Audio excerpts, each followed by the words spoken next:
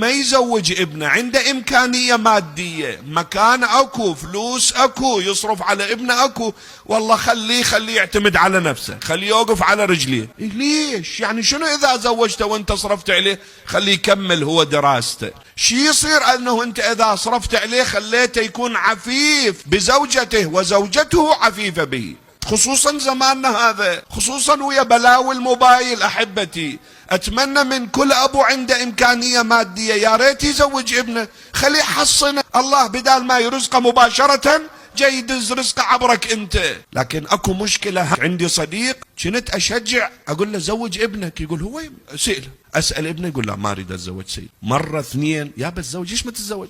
أبوك إمكانيته الحمد لله زينة يقدر يوفر لك. بعدين تعمدت في اليوم أخذته على صفحة، سألت الشاب قلت له أسألك سؤال تجاوبني بصراحة وبيني وبينك سر تعتمد علي؟ قال تفضل سيدنا.